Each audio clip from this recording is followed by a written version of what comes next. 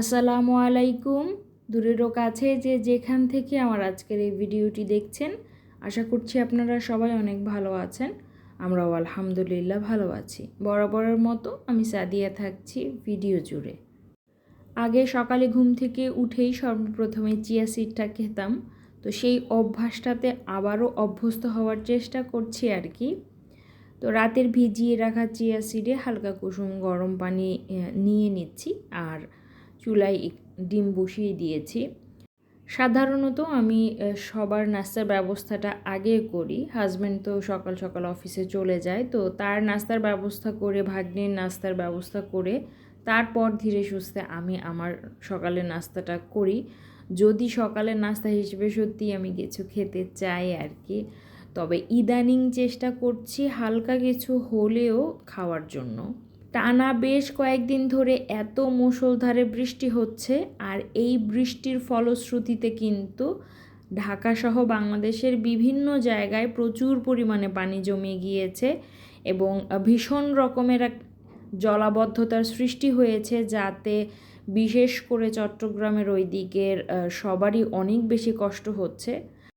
Television হোক কিংবা মোবাইলে বিভিন্ন নিউজ চ্যানেলগুলো তো খুলে বসাই যাচ্ছে না। মানুষের এত কষ্ট, ঘরবন্দি হয়ে রয়েছে মানুষ, ঠিক মতো না থাকতে পারছে, না খেতে পারছে, না কোনো কিছু করতে পারছে।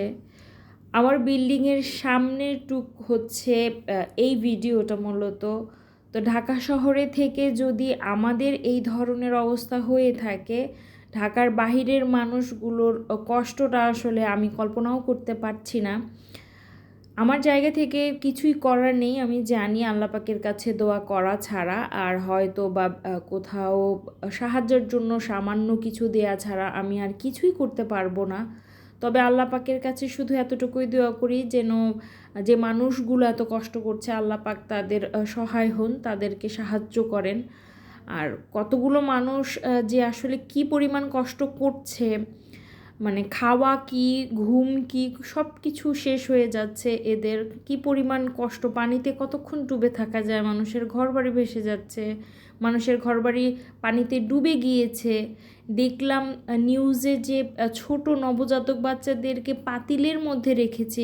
এই দৃশ্যগুলো দেখার পরে না, মানে নিজেকে আটকে রাখাটা খুব কষ্টর, খুবই ভীষণ খারাপ লেগেছে। আবার আমার জায়গা থেকে কিছু করারও নেই, মানে এত একটা অসহায় বোধ হয়, কি বলবো, কিচ্ছুই করার থাকে না এই সমস্ত সিচুয়েশনে। তবে আল্লাহ পাকের কাছে অনেক অনেক দোয়া ওই সমস্ত অসহায় মানুষগুলোর আল্লাহ পাক সহায় হন।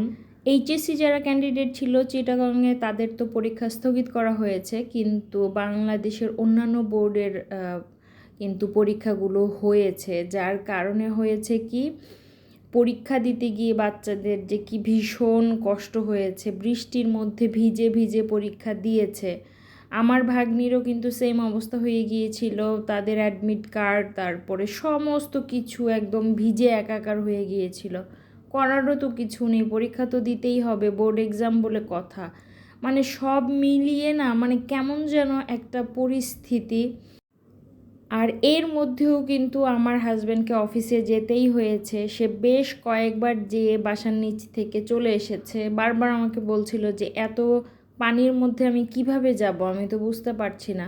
কিন্তু অফিস থেকে তার যারা রয়েছেন বস লেভেলের যারা, তারা তো কন্টিনিউয়াসলি শুধু বলেই যাচ্ছে যে যেতে যেভাবেই হোক কষ্ট করে যেন অফিসে যায়। আমার যে কি ভীষণ মানে বিরক্ত লেগেছে, আমি কি বলবো। এই পানির মধ্যে মানুষ কিছুই করতে পারছে না আর অফিসে যেতে হবে, বিষয়টা কতটা হাস্যকর। আমার হাজব্যান্ড সেই ভ্যান গাড়ির ওপরে চেয়ার রেখে তারপরে তার ওপর দাঁড়িয়ে দাঁড়িয়ে বহু কষ্টে তিনি গিয়েছেন, তারপরেও তাকে যেতে হয়েছে, কিচ্ছু করার নেই। আসলে আমরা না, মানে কিছু কিছু ক্ষেত্রে এত বেশি অসহায় হয়ে পড়ি, কিছু করার থাকে না মেনে নেওয়া ছাড়া। মানে বিষয়টা যে কি পরিমাণ কষ্টের, এটা আসলে বলে বোঝানো যাবে না। তো চাকরি মোটামুটি আমার ফ্যামিলিতে অনেকেই করে, আমার ভাইয়া ভাবি করে, আমার মা করে। তবে আমার হাজব্যান্ডকে আমি বরাবরই দেখে ভীষণ রকমের অবাক। এই বান্দাটার মানে কোনো ছুটি নেই, সে অসুস্থ হোক, বন্যা হোক, জলোচ্ছ্বাস হোক, ভেসে যাক, দুনিয়া ধ্বংস হয়ে যাক, তবুও তাকে অফিসে যেতেই হবে। মানে কেমন যেন একটা ব্যাপার আর কি। আর এইটাকেই বলে প্রাইভেট অফিসে জব করা আর কি, কিছুই করার নেই মেনে নেওয়া ছাড়া। তো মেনে নিয়েই যে তো জীবনযাপন করতে হবে। অনেক কিছুই জীবনের পছন্দ না, তাই বলে তো সেটা ফেলে রাখা যাবে না কিংবা সেটা থেকে দূরে চলে যাওয়া যাবে না। দুপুরের সমস্ত রান্নাবান্না শেষ করেই বসেছি, তো ভাতিজার সাথে টেলিভিশন দেখছিলাম। ভাতিজা টেলিভিশনে কি যেন একটা দেখছে, আমি তার কিছুই বুঝতে পারছিলাম না। তো আমি ওকে জিজ্ঞাসা করছিলাম যে এই জিনিসটা কি, এটা দেখে তুমি কি মানে মজা পাচ্ছ কিংবা এটা দেখার কি আছে। সে শুধু বারবার আমাকে বলে যে তুমি বুঝবে না, তুমি এখনও বড় হওনি। তো কতখানি বড় হলে যে টেলিভিশনে কি চলছে এটা বুঝতে পারবো আমি ঠিক জানি না। তো রান্নাবান্না শেষ হয়েছে, ভাতিজা ভাতিজি ভাগ্নি সবাইকে বললাম যে খেতে আসো। তো ভাতিজা সে এখন ভাত খাবে না, তার নাকি ভাত খাওয়ার সময় হয় নাই, কিন্তু বেজে গিয়েছে অলমোস্ট 3টা। সে বলছে যে এখন আমার আম খাওয়ার সময়, 3টা বাজলে নাকি আম খেতে হয়। তো সেটাই খাচ্ছে। আর সাথে ভাতিজিও দেখলাম তারও আম খাওয়ার ইচ্ছা, তো তাকেও কেটে দিলাম। তো ভাতিজা আম খাওয়া শেষ করে সে আর থাকেনি, বাসায় চলে গিয়েছে। বলছিল যে এখন আমাকে বাসায় চলে যেতে হবে ফুপি, আমি আর থাকবো না। তো সে চলে যাওয়ার পরে আমি, ভাগ্নি আর ভাতিজি 3জন মিলে বসে খাওয়া দাওয়া করছিলাম। কিছু মানুষ কি পরিমাণ কষ্ট করছে পানির মধ্যে বন্দি হয়ে, তারা খেতে পারছে না। আর এদিকে আমি খিচুড়ি আর মাংস খাচ্ছি। করারও তো কিছু নেই, কি করব। ওরা 2জন ছোট মানুষ, ভাগ্নি তো বাবা মা ছাড়া আমার কাছে থাকে। তো দেখা যায় তারও তো ইচ্ছা রয়েছে, একটু বৃষ্টি হলে তার খিচুড়ি খেতে ইচ্ছা করে, তার ইচ্ছাটাকে মূল্যায়ন করতে হয়। অন্যদিকে ভাতিজিও ছোট মানুষ, তারও একটু খিচুড়ি খেতে ইচ্ছা করে, তো জানে যে ফুপি আমার ইচ্ছাটা পূরণ করবে। তো ছোট 2জনের ইচ্ছা পূরণ করছি, খাচ্ছি। তবে মনটা কিন্তু ভারাক্রান্তই রয়েছে। আর এই ডাল ভর্তাটা মূলত আমার মা দিয়ে গিয়েছিল। এখন বাজে সন্ধ্যা প্রায় 7:30টার মতো। ভাতিজার উদয় হয়েছে, আবার এসেই বলছে যে ফুপি আমাকে এখন আমের জুস বানিয়ে দিতে হবে, তুমি আমাকে কিন্তু আমের জুস বানিয়ে দাওনি। তো তাকে কথা দিয়েছিলাম কোনো এক কালে হয়তো বা, সেই কথা এখন আমাকে রাখতে হচ্ছে। আর আমার ভাতিজা হচ্ছে একদম আমার মতো হয়েছে, কখনো যদি কেউ কোনো কথা দেয় আর সেটা না রাখে তাহলে তার কষ্টের শেষ নেই।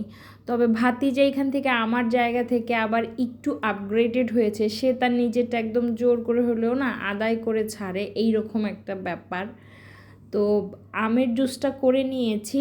আর আমাদের বাসায় তো একার জন্য কোনো কিছু হয় না, একটা জিনিস হলে সেটা আমরা সবাই ভাগাভাগি করে খাই, পরিমাণে একটু বেশিটাই করার চেষ্টা করি। তো ভাতিজি ভাগ্নি ভাতিজা আমার হাজব্যান্ড আমার সবার জন্যই করা হয়েছে মূলত। তো ভাতিজা যেহেতু সব থেকে ছোট সদস্য, তাকেই চুজ করতে দেওয়া হয়েছে মূলত, যে আমি বলেছি তুমি কোনটা নিবে বলো। তো সে এইটাই নিবে, তো তাকে এইটা দিয়েছি।